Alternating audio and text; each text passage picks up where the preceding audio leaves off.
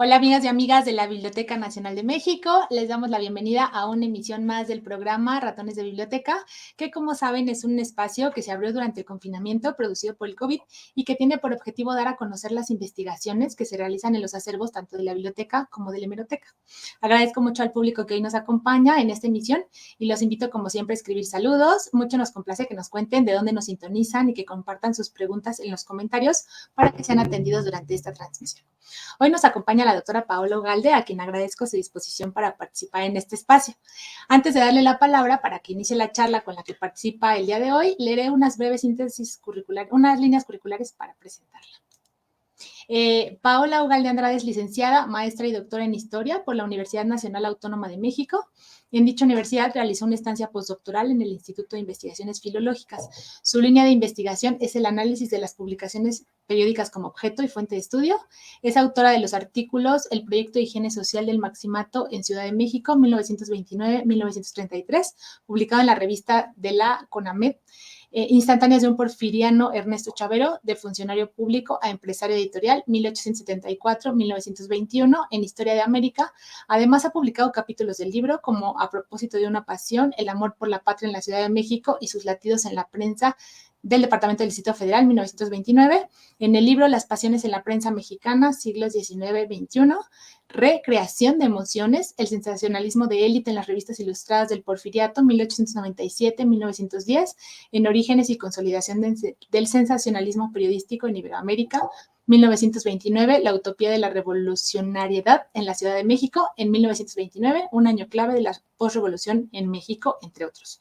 Así como del libro Arte y Letras o la construcción del imaginario social de la élite porfiriana, 1904-1912, originalmente su tesis de maestría, que recibió el premio Wallace W. Atwood del Instituto Panamericano de Geografía e Historia, edición 2013. Su obra más reciente es la edición crítica de Tentáculo de Fuego, novela de la autoría de María Luisa Garza Loreley, y actualmente es profesora de la asignatura México siglo XIX en la FES Acatlán. Bienvenida, Paola, y por favor, adelante. Hola, muy buenas tardes, bienvenidos a todos. Bueno, pues yo les voy a hablar de una mujer muy interesante que se llama María Luisa Garza y quien se dio a conocer en el mundo de las letras como Loreley. Bueno, vamos a empezar. Loreley nace en Cadereyta, Nuevo León, el 25 de agosto de 1887. Como buena chica de su tiempo, pues ella estuvo internada, ahí en el colegio aprendió latín, aprendió francés, aprendió a tocar el piano, todas estas cualidades y bueno, educación y formación que se le daba a las mujeres decimonónicas. Pero Loreley muy pronto le empezó a tomar gusto a la literatura y sabemos que leía mucho historia, que le encantaba la poesía de Amado Nervo. No sabemos en qué momento ella forma una asociación literaria llamada Amado Nervo, pero sí sabemos que en una de esas tertulias literarias conoció a quien sería su esposo, Adolfo Cantú Jáuregui, quien era médico, pero además también era un amante de la literatura y había publicado ya, había dirigido varias publicaciones periódicas en su localidad, de las que también participó Loreley. Fíjense que al paso del tiempo, no sabemos bien a bien en qué momento de la segunda década del siglo XX, Loreley se fue de Nuevo León a Texas a radicar. Pero en una nota del Imparcial de Texas, en julio de 1920, le da la bienvenida. Allá llega Loreley con sus dos hijos más pequeños, que se llaman Diana y Federico, y se pone a trabajar en la librería de José Quiroga, en una comunidad que se le dice, y ellos se reconocen como el México de afuera, que fueron varios mexicanos que se fueron a San Antonio cuando estalló la revuelta armada de 1910. Y bueno, entre ellos varios intelectuales, uno de ellos José Quiroga, quien contrata a María Luisa Garza y ella ahí empieza a editar el periódico La Época.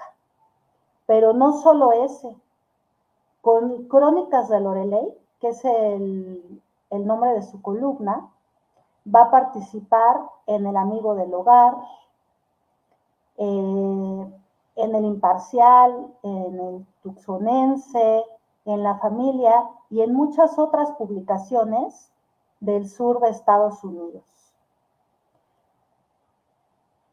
Fíjense que para 1922, María Luisa ya va a estar consagrada en la localidad como una periodista y una escritora muy reconocida.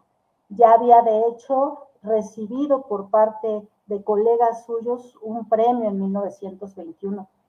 Y en enero de 1922 empieza a publicar con sus propios recursos la revista Alma Femenina, una revista ilustrada dedicada a las mujeres, una revista mensual, lo cual es muy interesante porque fíjense que todavía en ese momento, aunque ya se estaba viendo por ahí, viviendo el sufragio y un poco la liberación con la moda, con los cortes de cabello, ¿no? A la garzón y muchas otras cosas, pues todavía la prensa y muchos otros espacios seguían siendo, pues, exclusivamente para los hombres. Pero bueno, María Luisa rompió esa frontera y además de trabajar colaborando en las publicaciones, saca su revista, publica su primera novela,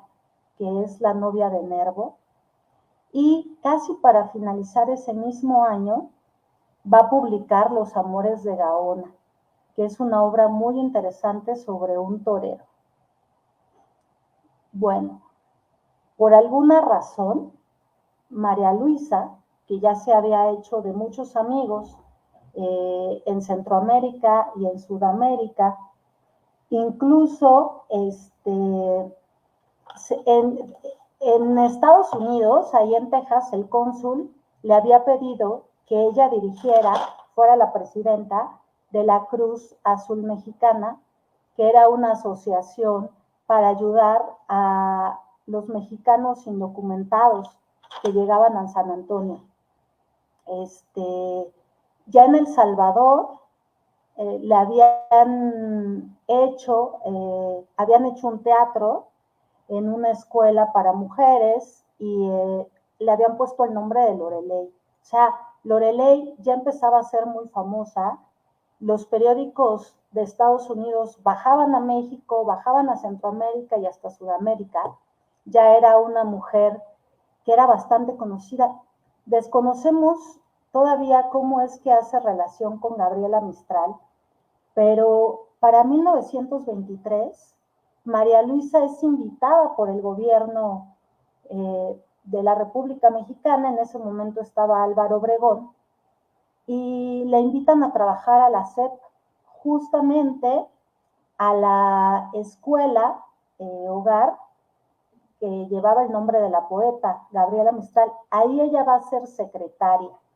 Y además de trabajar en la Secretaría de Educación Pública, va a empezar, sin dejar de trabajar, de colaborar en las otras publicaciones en Estados Unidos, va a empezar ella a trabajar en distintas publicaciones aquí en México. Por ejemplo, en El Informador de Guadalajara, en Nuestra Ciudad, en la Revista de Policía, en El Universal Gráfico, en El Demócrata, en El Porvenir, que es de Nuevo León, y en la revista de policía de aquí del Distrito Federal. Y para 1924 va a sacar a la luz su segunda novela, Alas y Quimeras. También en ese mismo año, en Monterrey, van a fundar el Centro Loreley, que va a ser un espacio dedicado para instruir a las mujeres. También en Coahuila se va a formar una asociación de chicas, de estudiantes, con el nombre de Loreley. Y más adelante, Loreley va a empezar a trabajar como directora de la escuela Sor Juana Inés de la Cruz, también aquí en la Ciudad de México, y era una escuela de educación para señoritas. Ya para 1927 vamos a encontrar a Loreley trabajando para el Distrito Federal. De hecho, va a ser bien interesante porque muchas de sus novelas son autobiográficas y ella incluye gente y temáticas con las que trabajó. Ahorita voy a adentrar más en eso. Pero para 1927, que Loreley está trabajando con Primo Michel, que era el gobernador del Distrito Federal, se le envía a Los Ángeles y va con la misión de conocer la cárcel Ventura para menores de edad, para menores infractores, para ver cómo se puede trasladar el proyecto acá a la Ciudad de México. Y fíjense, allá en Los Ángeles va a publicar su siguiente obra, que van a ser poemas, que se llama Escucha, y va a publicar también la revista Alma Femenina. Desafortunadamente no contamos con todos los números, pero no sé si sea una segunda época de la primera revista que ella publica en 1922 en Texas, o sea, una nueva publicación. Aún así, bueno, pues es encomiable que ella trabajara para el gobierno, siguiera escribiendo para la prensa y también pues siguiera editando su propia revista.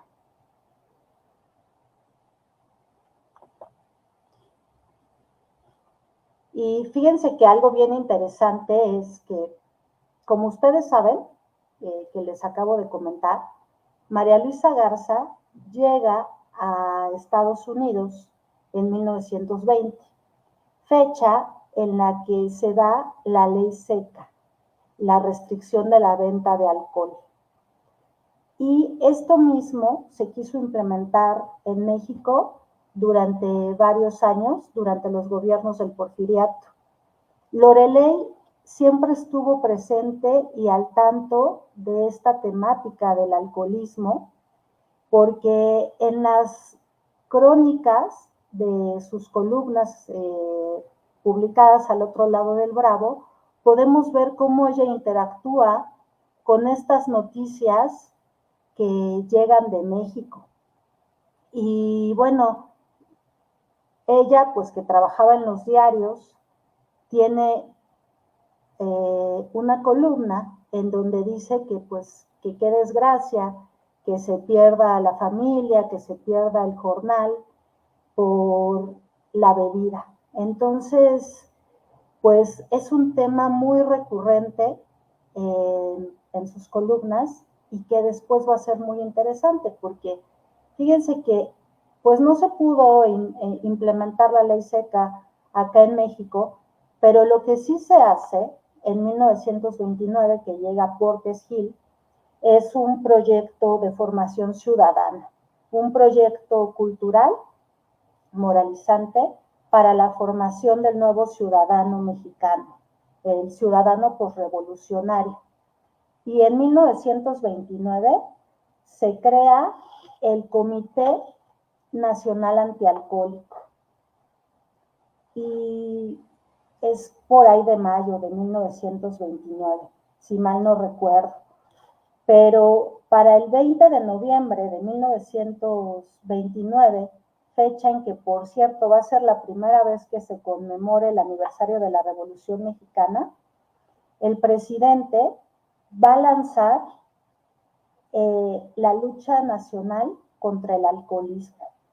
Aquí les puse unas imágenes de estas marchas que se dieron, en las que participaron muchos estudiantes, sobre todo alumnos de la Secretaría de Educación Pública, que marcharon por Avenida Reforma. Se hicieron pláticas, se hicieron conferencias, se hicieron incluso campañas a través del cine y se hicieron juramentos a la bandera. Esta es todo un hecho muy interesante que se pretendía seguir llevando a cabo. Bueno, yo tengo noticia que se siguió haciendo hasta 1932. Y ustedes van a pensar ahorita que qué tendría eso que ver con Loreley. Pero es que fíjense que estando allá en Los Ángeles, Loreley va a publicar la siguiente novela que se llama Tentáculos de Fuego. La publica ya en 1929 y es una novela de propaganda antialcohólica. Aquí pueden ver en la foto la primera edición, que tiene una portada en naranja y negro, que es una ilustración firmada por Dorian Gray. Seudónimo, bueno, uno de los seudónimos que usó Federico Cantú, el hijo más pequeño de María Luisa Garza. Al ratito también voy a volver a hablar de él. Y bueno, él fue un artista plástico muy importante. Y entonces, lo que nos cuenta María Luisa es que cuando Emilio Portes Gil se entera de que salió esta publicación, pues se comunica con ella y le dice que tiene interés en que se haga una segunda edición aquí en México. Una edición más barata para que sea accesible para los obreros. Yo no sé si ustedes alcanzan a ver aquí en la diapositiva, pero en la que tienen, en la que pueden ver a su izquierda, en la que ya no tiene portada, hasta abajo dice editada por el Comité Nacional contra el Alcoholismo. Y va a ser muy interesante porque fíjense que esta novela se va a regalar a través de la Secretaría de Comercio y Trabajo a los obreros. Y es muy bonito porque además trae una dedicatoria muy interesante.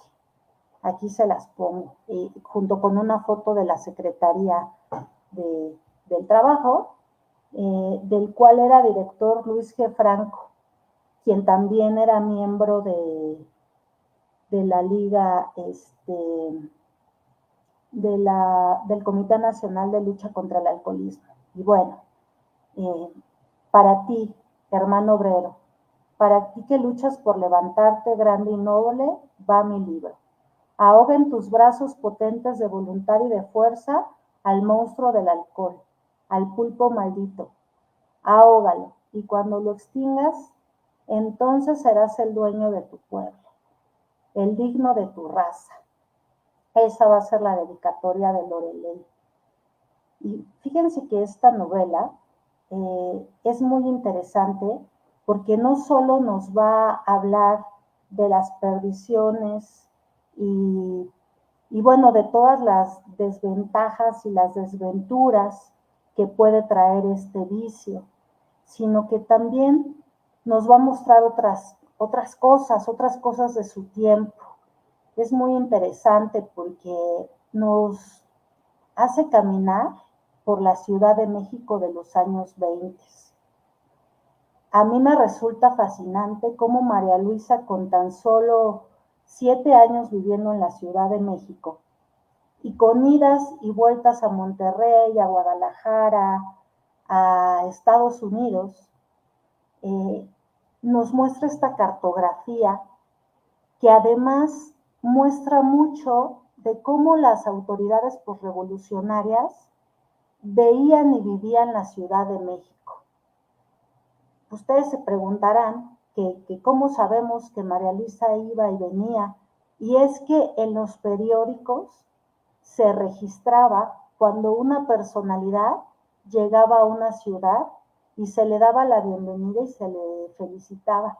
Entonces, cuando uno va descubriendo el nombre de Loreley en estas ciudades, pues se da cuenta que era una mujer muy dinámica, que siempre andaba de aquí para allá y que impresiona también todo lo que escribió y toda su producción y estos viajes que hacía y estas estancias largas. Yo espero que ustedes tengan una buena resolución y una pantalla bastante grande para que puedan ver los puntos que les señalo en este mapa, que es por el que deambulan los protagonistas. Porque si bien nos va a hablar del alcoholismo, que era un tema de educación y de salud muy importante para las autoridades posrevolucionarias, para este proyecto de formación ciudadana, para este proyecto de nuevo mexicano, pues también va a ser una historia de amor. Que no les voy a contar más para que la puedan leer ustedes, pero si se pueden dar cuenta, aquí vemos pues que deambulan por las calles de Tacuba, tanto México-Tacuba como Tacuba en el centro, por la avenida Chapultepec. De hecho, Chapultepec va a ser un espacio muy importante para ellos, porque por ahí estaba el Café Chapultepec, que era un sitio donde se podía tomar helado, donde se podía tomar café. También nos va a hablar de estos adelantos, de este progreso que tiene la ciudad y de cómo se va dividiendo esta ciudad entre el oriente y el poniente. A mí me trae muy a cuento las crónicas de Manuel Gutiérrez Nájera de finales del siglo XIX en esta dicotomía de la ciudad, de cómo de un lado pues está esta parte desaventurada y del otro lado pues está el progreso y hacia dónde se quiere ir. Vamos a ver cómo la novela va encerrando una gran metáfora, sí, del alcoholismo, del buen ciudadano, de las partes más favorecidas de la ciudad, pero también de cómo se puede hacer un movimiento hacia el otro lado. Es muy interesante. El protagonista de la novela va a ser un impresor, lo cual también pues es parte del mundo que conocía Loreley trabajando en el periodismo. Y bueno, después de esta novela, que además quisieron lanzarla también, cuenta Loreley, al cine y hacer una película en Hollywood, en los años 30 todavía va a seguir Loreley escribiendo para El Demócrata, para algunas otras publicaciones, cada vez va a ir siendo menos, y finalmente en 1938 va a publicar el libro Soñando un hijo, que va a ser el último libro que publique Loreley, del que tengamos noticia, porque Loreley siempre nos sorprende, ahorita les voy a decir por qué.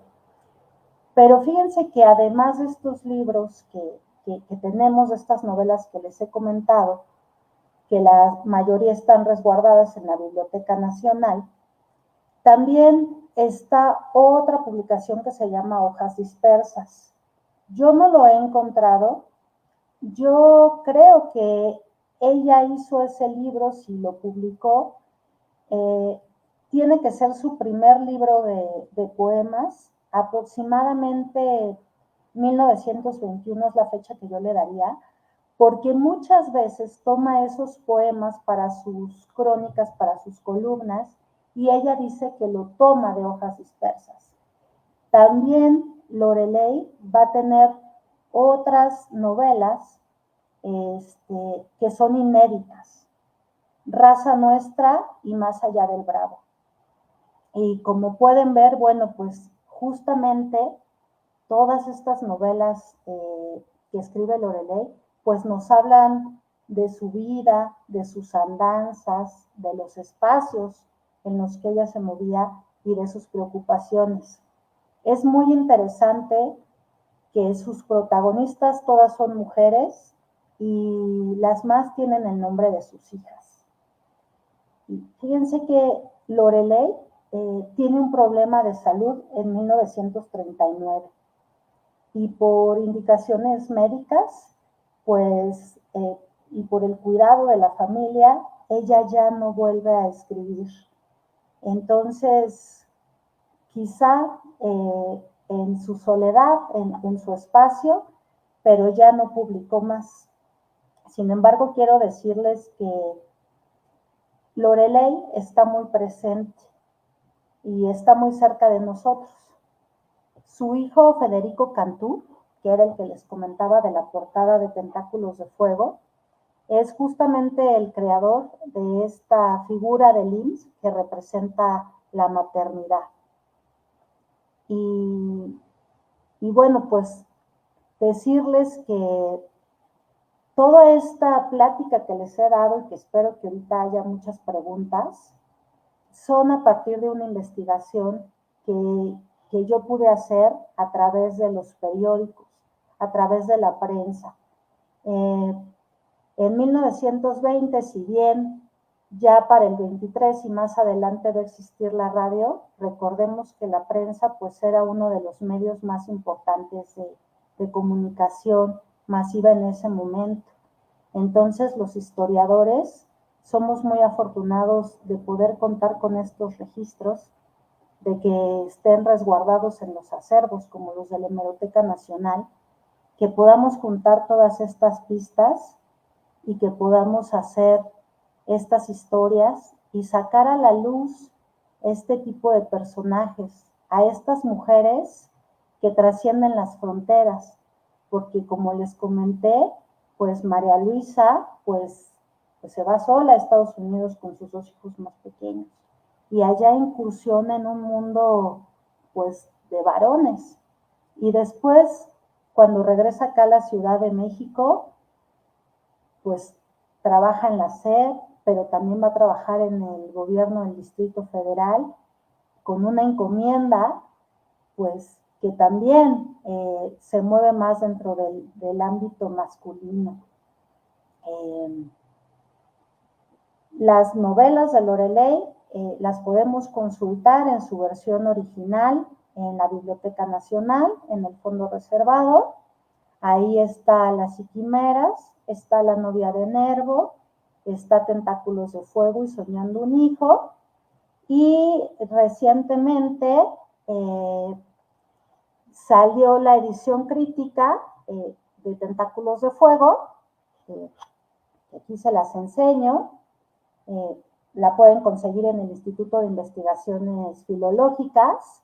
Es una edición crítica, quiere decir que trae notas donde les explicamos a quién estaba leyendo Loreley, quiénes son los personajes de la historia que ella trae a cuento, a su novela, cuáles eran las calles, cómo se llaman ahora, y sobre todo conocerán pues esta fabulosa historia de Tentáculos de Fuego que nos dice mucho del momento y también de este proyecto cultural del gobierno posrevolucionario, porque fíjense que esto del alcoholismo siempre se estuvo trabajando, o sea, sabemos de proyectos de las autoridades desde la época novohispana en la que se hacía importante poder tratar este tema y poder erradicarlo de la sociedad, sobre todo de las clases populares. Y fíjense que finalmente con la posrevolución se va a poder llevar a cabo más allá de una intención política, fiscal, económica, de erradicarlo, de tener estos proyectos de formación ciudadana y cultural para, para los ciudadanos y para los trabajadores, en este caso los obreros. Y antes de interactuar con ustedes, de que me pregunten qué les interesa, qué les llama la atención, qué les trae a la cabeza esta maravillosa mujer, pues me gustaría muchísimo agradecer a Elsa, a María Teresa y a Adolfo Cantú, que es el bisnieto de Loreley, por todo su apoyo, por compartirme la historia de su familia, sus anécdotas, lo que tienen del archivo, y también por, por permitirnos publicar esta novela. Y pues yo quiero ser breve y me gustaría más bien interactuar con ustedes y no quiero aburrirlos. Así que muchas gracias. Muchas gracias a ti, Paola, por este recorrido. Me recuerdas ahorita que veía el comentario de Luz América Viveros, ¿no? Un poco este rescate de mujeres poco conocidas que tuvieron una trayectoria intelectual o periodística y una, que fueron parteaguas, ¿no? En esa posición de mujeres mexicanas en un contexto histórico determinado. Entonces, muchas gracias por este gran recorrido. Quiero preguntarte primero un poco de la vida de ella, en cuanto a un poco nos diste algunas pinceladas biográficas, pero ¿se sabe por qué se va sola a Estados Unidos con sus hijos pequeños? O sea, ¿se separa del marido? ¿El marido queda viuda? ¿Qué pasó ahí? No, se separa del marido. El marido se queda con los dos hijos más grandes en Nuevo León y ella se va. La vida los va a volver a juntar por ahí de los años 40. Loreley va a ser muy longeva. Loreley muere hasta 1980. Pero sí, a mí es de las cosas que me sorprendió saber que ella, era muy fácil viajar de Monterrey a Texas, ¿no? Es muy cercano. Todavía no estaban estas fronteras como las conocemos ahora. De hecho, me comenta Adolfo Cantú, el bisnieto, que muy probablemente María Luisa se había ido antes. Puede ser, pero llegar allá sola con los dos hijos pequeños, encontrar trabajo en esta empresa, y bueno, había una red muy grande de mexicanos, ¿no? Pero se requiere mucho valor y mucha valentía.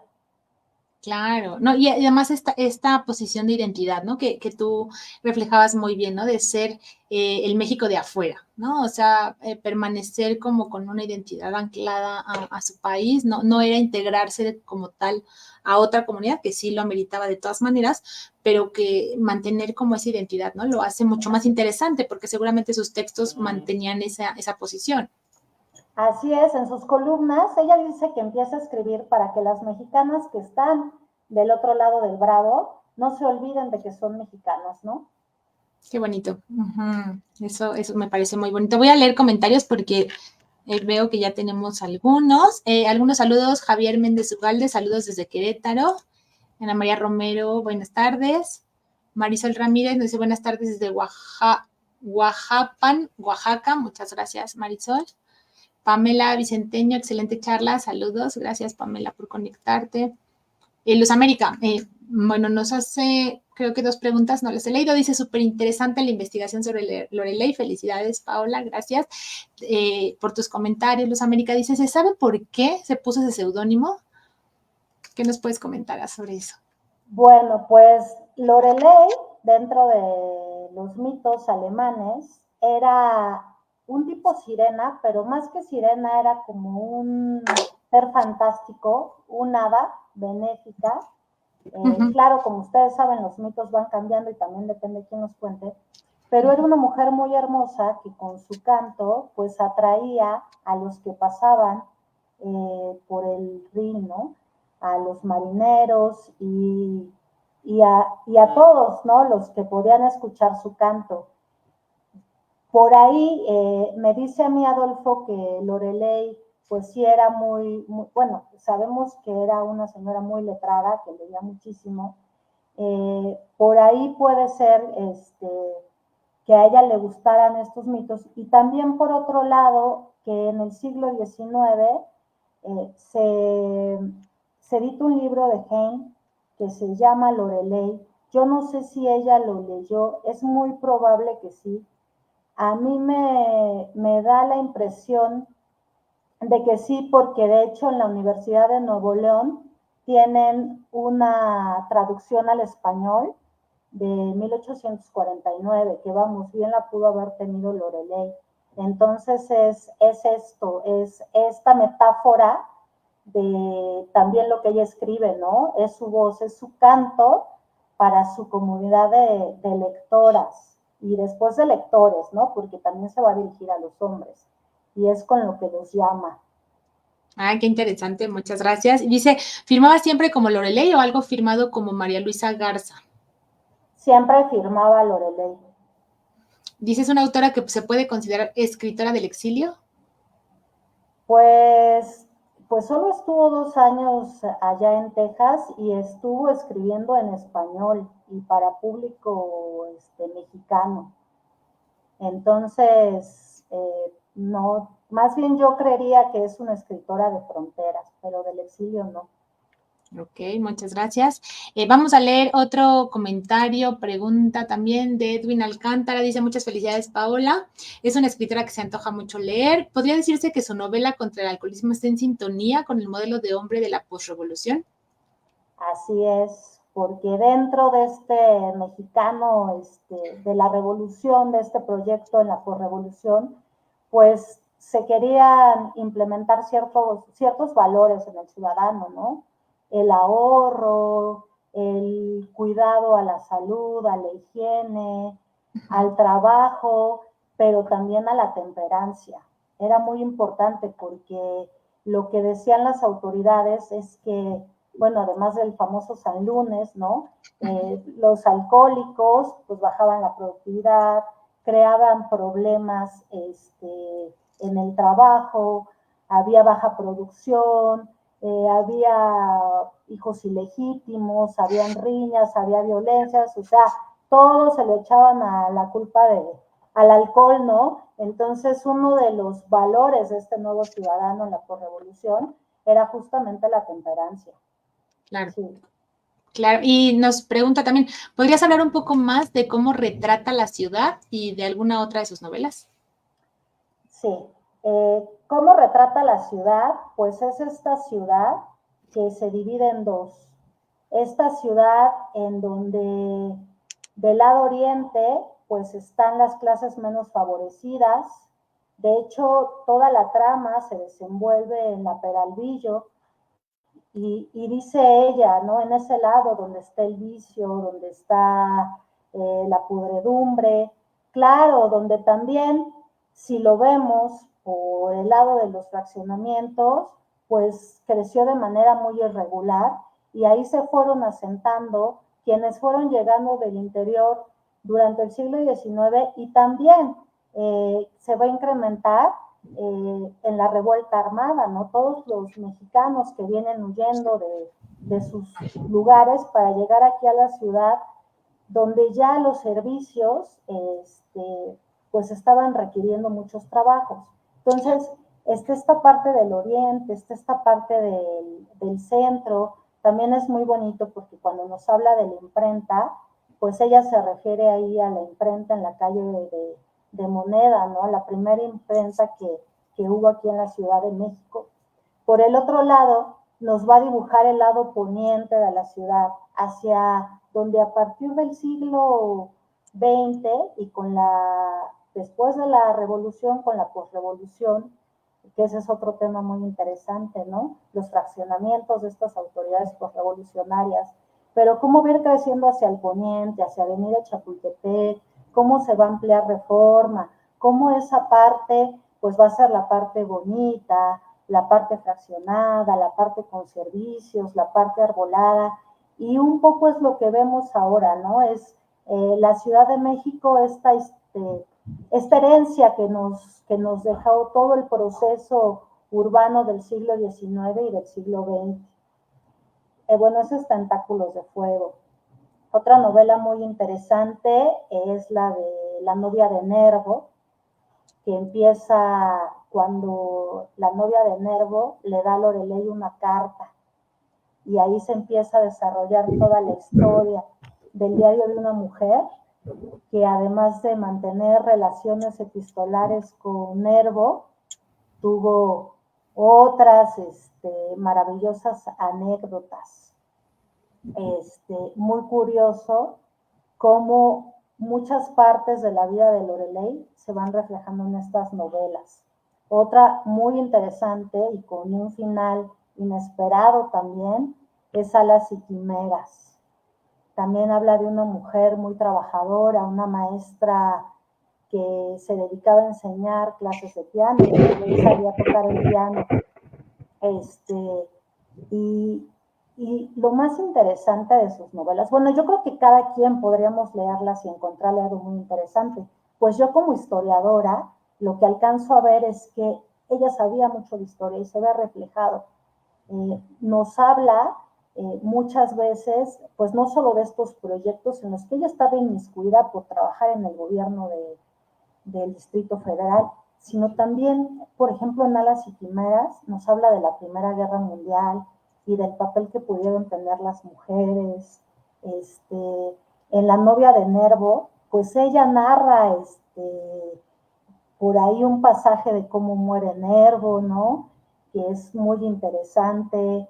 Y bueno, ella no conoció a Nervo, pero bueno, tete a tete en la cara, pero sí sabemos que conoció su obra y por esa novela, pues que estuvo, pues que tenía ahí pues, pues una comunión con él, ¿no? Con la literatura, con lo que es México, pues ya no les sigo contando porque si no me las van a leer. No, está muy interesante lo que comentas, porque esto que pregunta Edwin, ¿no? Sobre la descripción de los espacios del México de entonces, ¿no? Pero por otro, de la ciudad misma, pero por otro lado, la psicología de los personajes que va creando, como tú mencionas, ¿no? Con un toque autobiográfico, pero que también no sabemos hasta qué otro punto, ¿no? Metiendo la ficción como recurso literario para crear una otra cosa, ¿no? O sea, porque era una pregunta que yo te quería hacer, ¿por qué Nervo? ¿No? O sea, que para hacer una novela con él como personaje, no sé si principal o secundario, pero es bastante específico, ¿no?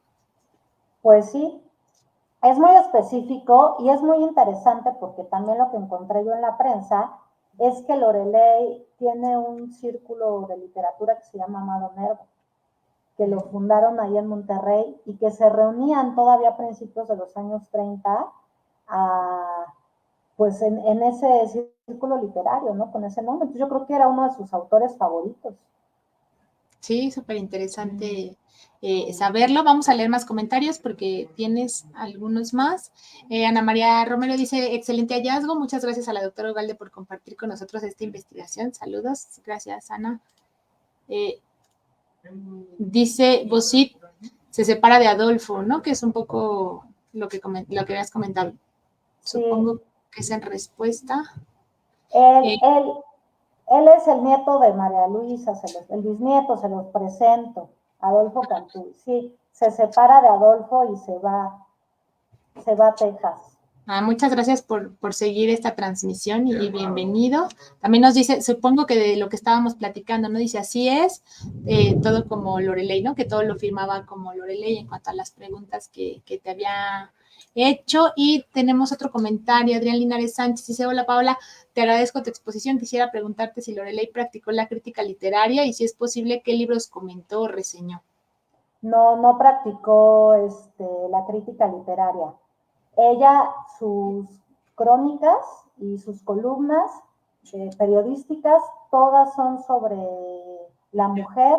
Ella estaba muy interesada en el hogar, el matrimonio, los hijos, en darles consejos a las mujeres para que encontraran un hombre que las quisiera, para que fueran buenas madres. Está toda esta idea pues, revolucionaria de la mujer como madre, como esposa.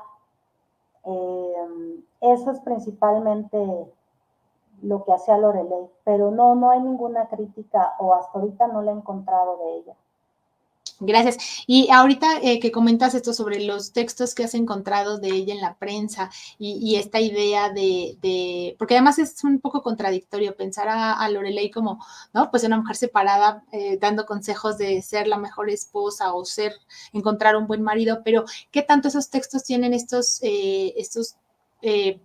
digamos, consejos hacia el empoderamiento, si lo podemos llamar de alguna manera, de las mujeres, o qué tanto está dando como consejos en un sentido moral, ¿no? Del deber ser. ¿Cómo los has visto tú? En la prensa, todo el discurso es un deber ser. Ok. Y creo que tenía que ser así, primero porque estaba cuidando, pues, a las mexicanas del otro lado del Bravo, y luego aquí era parte del proyecto revolucionario, y creo que tenía que ir en sintonía con eso. No había manera, hubiera perdido el trabajo. Pero Claro. en sus novelas, todas sus mujeres son tremendamente valientes y vamos, pues como la vida de todas las mujeres, complicadas, amor, desamor, dulzura, amargura, pero sus protagonistas salen adelante solas, porque se reponen y se avientan. Y yo creo que Lorelei tenía esa entereza, ¿no? Porque pues finalmente, bueno, además de todo lo que produjo y de todo lo que hizo y que lo hizo ella, pues simplemente el impulso que le da a su hijo Federico Cantú, ¿no? Le consigue una beca, Federico se va a estudiar a Francia, se hace un artista muy famoso, ¿no? Tenemos mucha obra de él y bueno, pues Lorelei siempre estuvo ahí apoyándolo. Entonces, es controvertida Lorelei porque pues sí tenemos a una Lorelei moralina, pero más que moralina a mí me gustaría que la vieran en su contexto. Ella forma parte de un proyecto y está del lado de la autoridad, pues apoyando y reforzando ese proyecto. Y en sus novelas se suelta, ¿no? Y entonces nos dibuja a estas otras mujeres, pues que hacen todo y que salen adelante por sí mismas. Claro, y además del contexto un poco, pues lo que comentabas al principio de esta respuesta, ¿no? O sea, era un trabajo y entonces ella estaba respondiendo a intereses de un medio determinado, etcétera, pero en la literatura se podía dar esos otros permisos, ¿no? De plasmar esas ideas como más innovadoras sobre la mujer. Entonces, me parece interesante. Bueno, voy a leer otros comentarios. Dice Pilar Canencia, Paola, muy interesante tu exposición. Saludos. Muchas gracias, Pilar. Bueno, te quería yo preguntar también sobre esta otra novela que comentaste por aquí la apunté, la última que publicó. ¿Cuál es el tema de la novela? La del hijo, algo del hijo. Soñando un hijo. Esa todavía no la leo. Ah, pero esa la tenemos también, la tenemos acá en la Esa biblioteca. también la tienen en la biblioteca. Bueno, Yo está bien. a María Luisa la conocí como Lorelei. Yo estaba haciendo los índices de una revista que se llama Nuestra Ciudad y empecé a leer ahí unas columnas y veía a Lorelei y decía, ay, qué señora tan simpática, porque la primera crónica que ella hace en esa novela habla sobre que invitó a cenar al nieto de Maximiliano de Habsburgo, ¿no? Entonces, pues es muy, pues yo dije, wow, ¿no? Pues Maximiliano y Carlota no tuvieron hijos, y ¿de dónde salió, no? Y fue así que la empecé a rastrear y que la encontré. Y bueno, ahorita tengo más de 119 columnas de ella, y con las novelas pues voy poco a poco porque aunque se leen muy fácil, trae muchísimas referencias. O sea, sí hay que ir prestando y poniendo atención. Pero me falta esa, pero ahí la tienes tú muy cerquita. Para otra charla contigo de ratones. Sí, claro que sí. Y quiero también preguntarte un poco de esto de la edición que habías comentado, del anuncio de la obra que estás, bueno, que trabajaste, que ya está publicada. Un poco cómo fue la metodología de conseguir los textos, ¿no? Hacer la edición, qué elementos tiene, por ejemplo, estudio introductorio, cómo armaste la obra. Cuéntanos un poquito. Bueno, pues la obra se hizo en mi segunda estancia postdoctoral ahí en Filológicas, en el Seminario de Gótica, que justamente pues se dedican a hacer ediciones críticas. Entonces fue bajo los criterios que se manejan en el seminario, que es la Escuela de la Edición Crítica de la UNAM. La obra pues tiene la advertencia editorial, después tiene una explicación, una introducción de esta novela en su contexto, cómo se da, la vida de Lorelei también, para que sepan algo de la autora.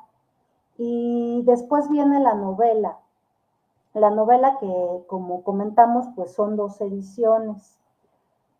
Por lo regular, pues la que se edita o la que se publica es la última edición, que es la voluntad de la autora.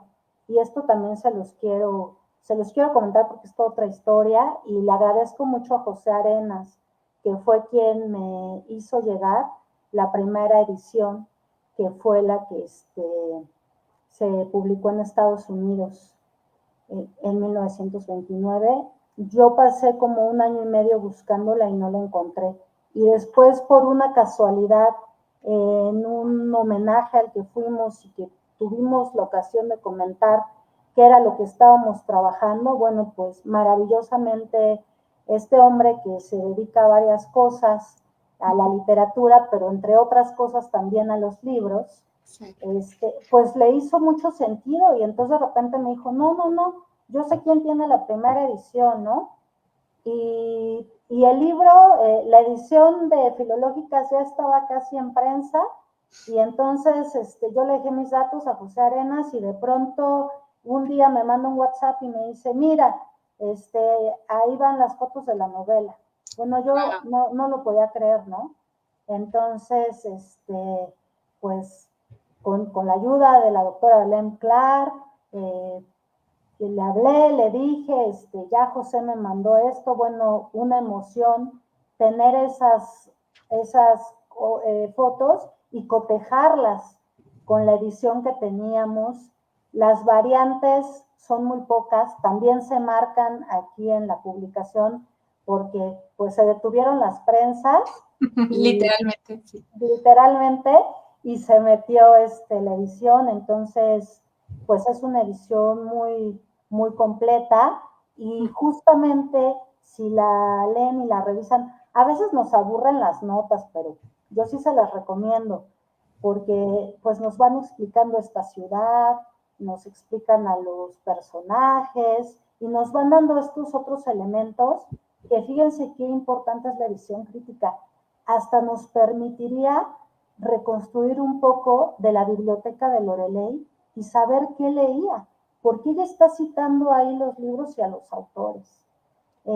Hace poquito estaba yo también en una mesa hablando de Lorelei, alguien que habló de otra autora también de principios del siglo XX, coincidió en que habían leído un mismo libro, ¿no? Entonces, por ahí también podemos rescatar quienes estaban de moda, ¿no? Claro. A quienes se leían. Claro, qué interesante. El doctor José Arenas también ha sido ratón de biblioteca por acá, y sí tenemos conocimiento de sus, de todos sus dotes, ¿no? En conseguir también libros rarísimos, así que qué bonita coincidencia que haya conseguido y que haya sido a tiempo para que pudieras incluirlo en esta edición. ¿Y nos puedes contar dónde podemos conseguir el libro? El libro está editado por el Instituto de Investigaciones Filológicas y lo pueden conseguir, pues sí, ahí en el instituto. Con su credencial de la UNAM les hacen descuento. Sí, así que aprovechen y vayan a conseguirlo. Creo que es una novela que vale la pena rescatar. Y sobre esta novela quiero preguntarte, ¿qué datos tienes sobre la recepción de la obra? Lo pienso en un sentido de una mujer escribiendo un libro, ¿no? Sobre el alcoholismo, un poco dirigido a hombres y en esta forma aleccionadora, no sé cómo decirlo porque no he leído la obra. ¿Qué datos has encontrado en la prensa o en algún otro lado sobre la recepción? No tengo mucho sobre la recepción, no tengo el tiraje, pero lo que sí tengo son dos citas que hacen referencia a la novela. Una del doctor Atl, de Gerardo Murillo, que de hecho publica en el Hispanoamericano en Estados Unidos, y dice que María Luisa es como Pardo Bazán, y que es fascinante la novela al punto en que podrían hacer una película de ella, que porque es maravillosa. Entonces, bueno, imagínense un comentario de este personaje, ¿no? Claro. Otro de los mexicanos tan grandes. Y el otro comentario es de Luis G. Franco, sobre la novela, que lo deja en las memorias de la Secretaría de Trabajo y Comercio, diciendo que qué labor tan importante está haciendo su amiga María Luisa Garza en esta cruzada por los obreros, y ahí incluye que por la infancia, y creo que sí se me pasó comentarles que María Luisa es una de las pioneras del AMPI, de la Asociación Nacional de Protección a la Infancia. Ella, por lo que ya tengo visto, trabajó en muchas conferencias en la Liga Antialcohólica, en la Liga de Mujeres, Wow. pero también estuvo en la Liga de Protección a la Infancia. Entonces, nos separa muchas sorpresas todavía, María Luisa. La investigación que yo hice fue en el COVID, que una de las cosas buenas que nos dejó es que se abrieran los acervos digitales. Entonces, recuperé todo lo que pude recuperar de forma digital. Eh, He estado yendo a la hemeroteca para revisar los periódicos de forma física, pero todavía me quedan 3 acervos de archivos, el AGN, el de la ciudad y el de la Secretaría de Salud, y seguramente que en otro momento vendrán más sorpresas de ella, incluso hasta más libros que no tenemos registrados. Claro, será muy, muy interesante. Y además a mí lo que me sorprende del personaje no solamente es esta innovación en irse sola, ¿no? En abrirse camino, en trabajar en varios periódicos a la vez, sino además el abarcar tantas pistas, ¿no? Porque por un lado hacía un poco de trabajo social en esta parte entre el alcoholismo y los niños, pero por otro lado escribía en periódicos, por otro lado publicaba literatura, o sea, es un perfil como y además era mamá, ¿no? O sea, como que, o sea, ¿no? Y daba apoyo a sus hijos y los vio desarrollarse. O sea, me parece un perfil de admirarse, pero además como muy adelantado a su tiempo. No sé si hoy existen mujeres así, ¿no? Empoderadas. Yo creo que sí, pero creo que en ese momento era muy difícil. O sea, yo digo, mantenerse en un mundo de hombres, como era el periodismo, y además ser editora, ha de haber tenido un carácter bastante fuerte, porque pues yo creo que sí le fue difícil, ¿no? Pero fíjense que también es bien interesante porque cuando uno va rehaciendo la historia y encontrando más pistas, que es lo bonito de mi profesión, ¿no? Que somos como detectives y después interpretamos. También hay noticia de que se reunía con muchos poetas para platicar de México ahí en su casa en Texas. Wow. Y yo no sé, por ahí hay muchos nombres de conocidos y desconocidos, muchos de Centroamérica y de Sudamérica. Yo creo que por ahí se tejió la red con Gabriela Mistral. Lorelei tenía esta misma ideología de Gabriela Mistral, ¿no? La mujer para el hogar, para la casa, para los hijos, pero además, bueno, Lorelei también decía, ¿no? A mí me hubiera gustado tener una máquina de coser, pero bueno, pues Dios me mandó una máquina de escribir. Entonces, pues aquí estoy escribiendo y manteniendo con esto a mis hijos, ¿no? Entonces, bueno, igualmente, ¿no? Ella pues se lamenta un poco de no tener a lo mejor esta feminidad con la que creció, porque ella es una mujer decimonónica, Claro. completamente. Pero de todos modos, pues sí, sí, es escritora, es proveedora, es editora, el sacar esta revista con sus propios recursos, bueno, pues nos habla de verdad, la, yo sé, por lo que ella comentó, que en 1922 hay 12 números de la revista.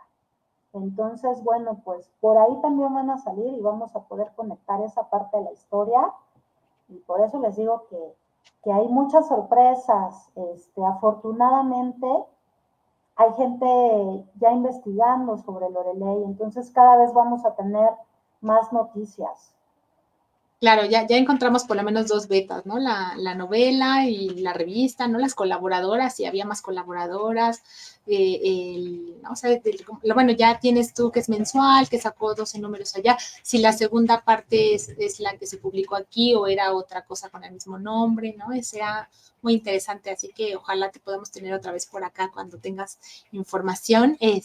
También nos comenta, nos sigue comentando, dice maravilloso, como Ricardo Palma, no sé a qué se refiere, a lo mejor tú sí.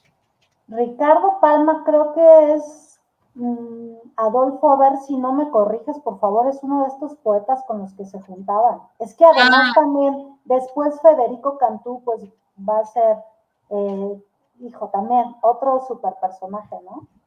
Pues con esa Increíble, mamá, ¿no? exactamente. Sí, dice el escritor latinoamericano. Ajá, sí, sí, se juntaban ahí en su casita junto al río. Y es bien interesante porque dicen, ¿no? Y entonábamos los himnos de nuestras patrias y hablábamos en español y sobre todo esto tan interesante de seguir manteniéndose como una comunidad, pues, de mexicanos y de centroamericanos y de hispanoamericanos ahí en el sur de Estados Unidos. Claro, y que replicó también eso aquí, ¿no? Cuando regresa a la ciudad y esto que has comentado me parece valiosísimo y me parece muy loable que estés desentrañando a Lorelei porque creo que no tiene el lugar que merece, ¿no? En la historia tanto de la literatura como de México en general, ¿no? Entonces, eso lo agradezco. Pues, Paola, ¿quieres agregar algún otro comentario? Pues que muchas gracias a todos los ratones de biblioteca que nos vieron, saludarlos a todos, agradecerle nuevamente a Adolfo Cantú y a su familia por permitirnos descubrir más, por regalarnos y revelarnos a Lorelei, a José Arenas, muchas gracias José, no hubiera podido salir el trabajo así de maravilloso sin ti, y a todas las personas que estuvieron conmigo ahí en el seminario, enseñándome, a Raquel Mosqueda, a la doctora Belén Clark, a Pamela, a América, a Eli Gómez, que me invitaba aquí a dar la charla, a Giselle, que ha sido muy atenta desde que nos pusimos en contacto, y a todos los que se conectaron, pues muchísimas gracias y ya les traeremos nuevos avances. Claro que sí. ¿Y dónde podemos leerte? Ya comentamos algunos de tus libros, algunos de tus artículos ahí. ¿Alguno que quieras comentar? Pues este proyecto ciudadano al que yo me dediqué sobre todo en el doctorado está en un libro digital que está en el INER. Ahí pueden conocer todo este proyecto de las élites posrevolucionarias y el libro de arte y letras que también habla de un mexicano muy poco conocido,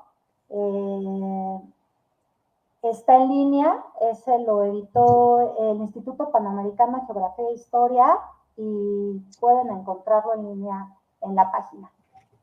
Claro que sí, pues se los vamos a dejar en la descripción del video, ahorita lo incluimos ya que termine la transmisión. Pues Paula, muchas gracias por este recorrido que fue impresionante y muy interesante por presentarnos a una escritora poco conocida, pero que además hizo un trabajo tan espectacular para el país en sus dos fronteras, ¿no? Como comentabas, en las dos fronteras en las que estuvo. Muchas gracias también a los que se conectaron en esta transmisión. Agradecemos sus comentarios y los invitamos la próxima semana a Ratones de Biblioteca. La charla se titula La Guerra de Reforma a través de la prensa y otras fuentes de la Biblioteca Nacional y presenta el doctor Emanuel Rodríguez Vaca. Este próximo jueves 21 de septiembre a las 18 horas. Como siempre, los invitamos a consultar nuestro sitio web y nuestras redes sociales y a seguirnos, por favor, para que se suscriban a nuestro canal de YouTube. Y muchas gracias a Paola por esto y muchas gracias a sus asistentes. Hasta la próxima.